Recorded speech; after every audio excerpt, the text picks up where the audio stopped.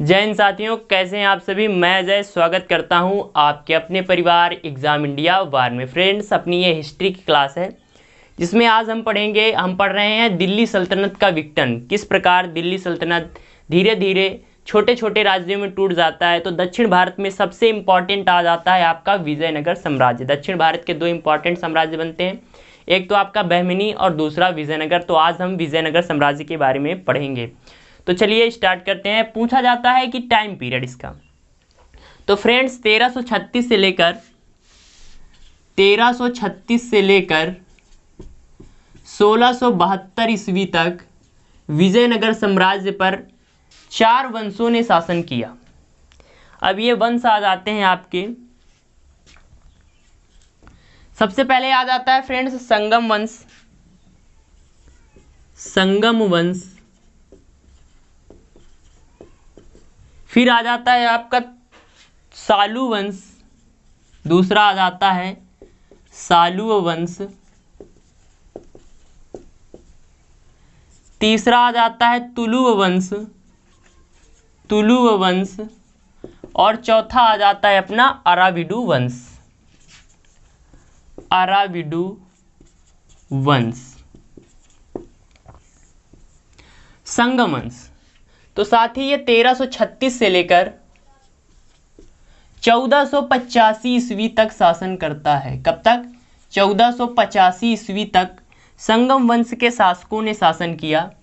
फिर सालू वंश 1485 से लेकर 1503 ईस्वी तक, 1485 से लेकर 1503 ईस्वी तक सालू वंश के शासकों ने। फिर तुलु वंश आ जाता है आपका 1503 से लेकर 1570 तक, 1570 ईस्वी तक आपका ये आ जाता है। और इसके बाद 17वीं शताब्दी के अंत तक अराविडु शासन जो वंश था, अराविडु वंश के शासकों ने शासन किया। तो कब तक? 17वीं शताब्दी के अंत तक। 17वीं शताब्दी के अंत तक किसने शासन किया? तो भाई साहब अराविडु वंश के शासकों ने शासन किया है। तो विजयनगर साम्राज्य में 4 वंशों ने शासन किया। सबसे पहले अपना आ जाता है संगम वंश 1336 से लेकर 1485। सालू वंश के शासकों ने 1485 से लेकर 1503। और फिर तुलु वंश के शासकों ने 1503 से लेकर 1570। फिर आ जाता है आपका अराविडु वंश जो कि 17वीं शताब्दी के अंत तक चला। तो सबसे पहले आ जाता है संगम वंश। इसी के शासकों ने विजयनगर साम्राज्य की नींव रखी। आपने नाम सुना होगा हरियर और बुक्का नाम के 2 भाई। तो चलिए बात करते हैं आज उन्हीं दोनों भाइयों की। तो आज अपना स्टार्ट करते हैं संगम वंश। तो संगम वंश की स्थापना का श्रेय 2 सगे भाइयों को जाता है। तो कौन थे संस्थापक?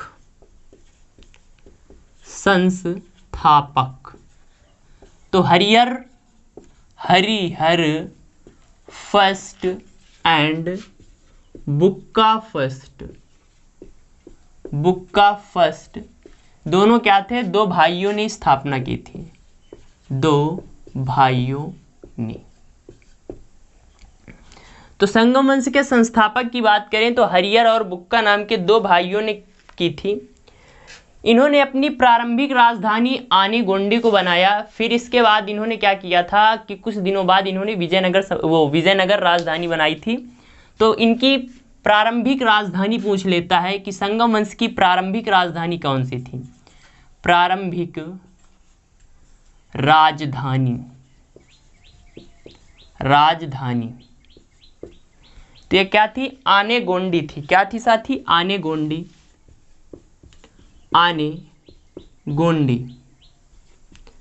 फिर क्या होता है?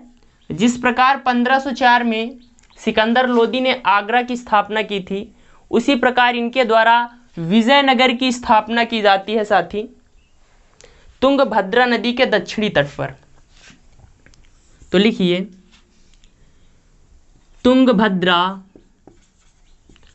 तुंगभद्रा नदी के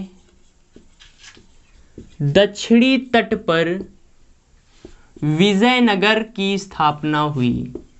विजयनगर की स्थापना करते हैं। और क्या होता है साथी, इसी को बाद में अपनी राजधानी बना लेते हैं। स्थापना की और क्या किया साथी, अपनी राजधानी बनाई, अपनी राजधानी बनाई।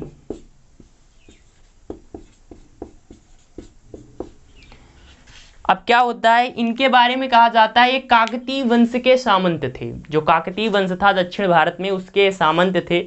फिर मोहम्मद बिन तुगलक का क्या होता है, दक्षिण भारत पर जब अटैक होता है तो इन लोगों को क्या कर दिया जाता है, जबरन इस्लाम धर्म परिवर्तित करा दिया जाता है, मतलब हिंदू से मुस्लिम बनवा दिया जाता है। फिर जब ये स्वतंत्र हो जाते हैं तब ये पुनः हिंदू वंश, वो जो हिंदू धर्म है उसको अपना लेते हैं। एक बाबा यानी जो एक संत होते हैं विद्यारण्य, विद्यारण्य द्वारा इन्हें फिर से हिंदू धर्म परिवर्तित कराया जाता है। तो इसको पहले लिख लीजिए, संगम वंश, संस्थापक हरिहर बुक्का, प्रारंभिक राजधानी आनेगोंडी, फिर तुंगभद्रा नदी के तट दक्षिणी तट पर विजयनगर की स्थापना की, जिसे अपनी इन्होंने क्या बनाया भैया, इन्होंने राजधानी बनाई। तो इसको कर देते हैं साफ, इतना।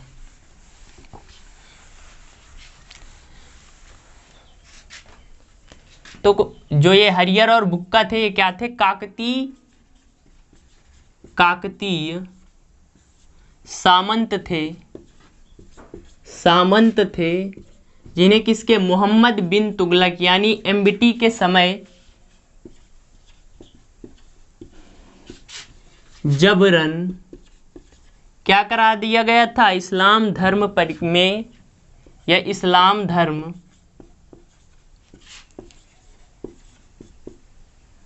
अपनाया, मतलब जबरदस्ती कहा गया कि नहीं आपको इस्लाम धर्म अपनाना ही पड़ेगा, अपनाया। फिर क्या होता है, अब ये इस्लाम पकड़ लिए।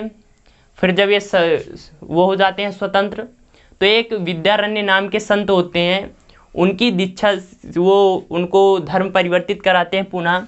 तो लिखिए, संत विद्यारण्य ने, पूछा जाता है कि किस संत ने हरिहर और बुक्का को पुनः हिंदू धर्म अपनाया था, तो किनके द्वारा साथी, तो ये थे संत विद्यारण्य। तो संत विद्यारण्य ने इन्हें पुनः हिंदू धर्म की दीक्षा दी, पुनः हिंदू धर्म की दीक्षा दी, मतलब पुनः हिंदू धर्म में इनको मान लिया गया कि नहीं भाई ये हिंदू हैं, दी। अब क्या होता है, जो इनका हरिहर था भैया यहीं चले जाते हैं 1336 में, सॉरी 1356 में क्या होता है, हरिहर फर्स्ट की मृत्यु। अब जब हरिहर फर्स्ट चले गए तो अकेले किसको अपना शासन संभालना पड़ेगा, अब बुक्का भैया अकेले शासन संभालेंगे। तो जब इनकी मृत्यु हो जाती है तो बुक्का ने अकेले साम्राज्य संभाला,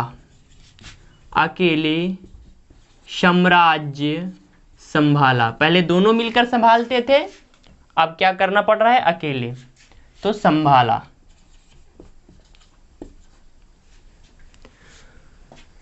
तो 1336 में हरिहर की मृत्यु हो जाती है और बुक्का भैया क्या करते हैं, अकेले साम्राज्य को संभालते हैं। अब बुक्का भैया बन गए राजा। अब भाई साहब ये अपना क्या करेंगे, साम्राज्य का विस्तार करना स्टार्ट करते हैं। तो बुक्का की साम्राज्य विस्तार नीति के कारण इसे 3 समुद्रों का स्वामी भी कहा जाता है। अब बुक्का भैया जब बन गए राजा, किंग बन गए हैं विजयनगर साम्राज्य के, तो अब क्या करेंगे, विस्तार नीति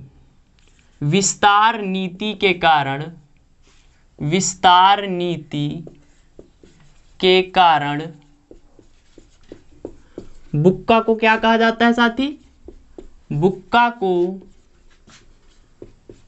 3 समुद्रों का स्वामी कहा जाता